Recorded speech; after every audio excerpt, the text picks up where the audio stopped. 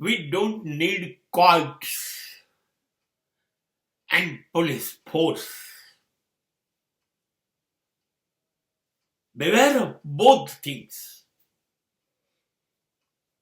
આપણે કોર્ટ, અદાલત, વકીલો ને જજની જરૂર નથી, કે નથી આપણે પોલીસોની જરૂર. હા, એ ચોર લૂંટારાઓને રોકવા, રાત્રે ચોકી કરવા, એ કરે એ બરાબર છે.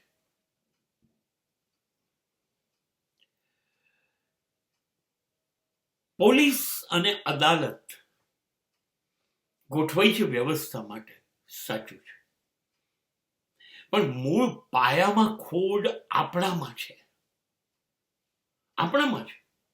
આપણે શું કામ ટ્રાફિક સિગ્નલ તોડીએ છીએ? આપણે કેમ ટ્રાફિકના કાયદા નથી પાળતા? આપણે કેમ ખોટી જગ્યાએ પાર્કિંગ કરીએ છીએ? આપણે શા માટે દારૂ જુગારના અડ્ડે ચલાવીએ છીએ? આપણે શા માટે ડ્રગ્સ? તો પોલીસ પકડશે ને. તમે માત્ર ભણો છો, ભણીને નોકરી કે ધંધો કરો છો, સીધા ઘેર જાઓ છો, સીધા આવો છો, એક સરસ મજાની જિંદગી જીવો છો. આમાં કયો ગુનો છે કે પોલીસ તમારી પાસે આવશે? પોલીસ કશું ન કરી શકે જો તમે આ રસ્તા પર ચાલો છો. વર્ષોથી રામાયણ કહેવાય છે, વર્ષોથી ગીતાની વાતો કહેવાય છે, મહાવીર અને બુદ્ધની વાતો અને ક્રાઇસ્ટની વાતો વર્ષોથી કહેવાય છે. અને છતાંય એક ભાઈ બીજા ભાઈ સાથે, એક ભાઈ બહેન સાથે, મા બાપ દીકરા સાથે, દીકરો મા બાપ સાથે ઝઘડે.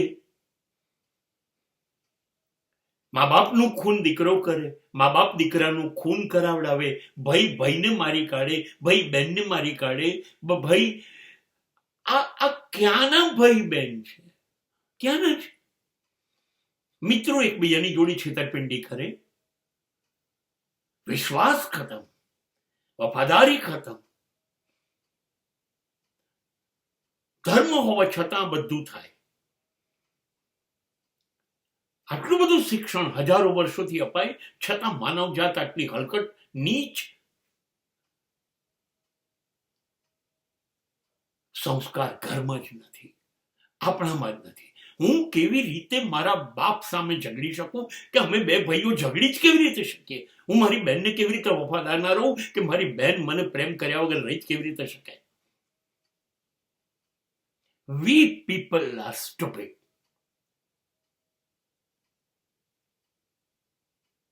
આપણને જ ખબર નથી. સંબંધોની પવિત્રતા, સંબંધોની નૈતિકતા, ઈમાનદારી, વફાદારી ખબર નથી. અને માટે આપણે કોર્ટમાં જવું પડે છે. અને પછી લૂંટે છે વકીલો. એ પણ લૂંટાર સિમ્બોલ જ છે. કાળા કોટ પહેરીને જ બેઠા છે, અમે કાળું કરવા જ બેઠા છે. તમે કેસ કરો, તમારો ભાઈ કેસ કરે, બંનેના વકીલો કેન્ટીનમાં બેસીને નક્કી કરે છે કે આ કેસના 5 વર્ષ ખેંચવો છે.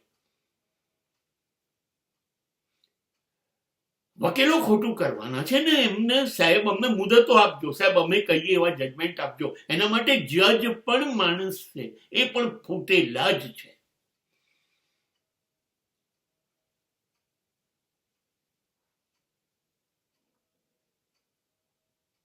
આપણે કેમ એવું જીવવું નથી? કેમ આપણે એટલું સુસંસ્કૃત સંસ્કારી જીવન નથી જીવવું? કે મારે ક્યારેય પોલીસનો પડછાયો ન લેવો પડે, કે ક્યારેય મારે કોઈ વકીલનું મોં ન જોવું પડે, કે ક્યારેય મારે કોર્ટના પગથિયા ન ચડવા પડે. આ બધા જીવતા નર્ક છે. These are the hells on this planet. આપણે કેમ આને રોકી ન શકીએ?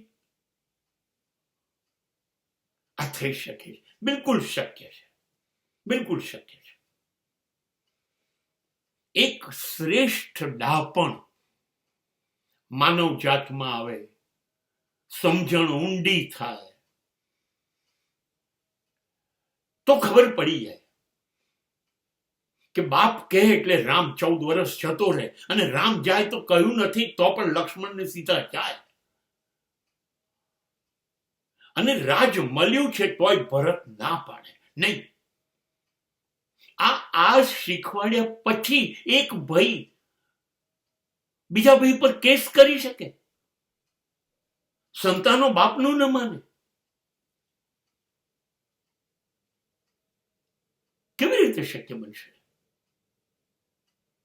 I don't agree with that, because we people are responsible. We cannot blame police, we cannot blame lawyers, we cannot blame courts. We cannot, because we have created such a stupid society, and so we have to suffer all these things. આપણે જ આ નાલાયક પ્રથા ઊભી કરી છે, અને માટે આપણે જ એના પરિણામો ભોગવવા પડશે.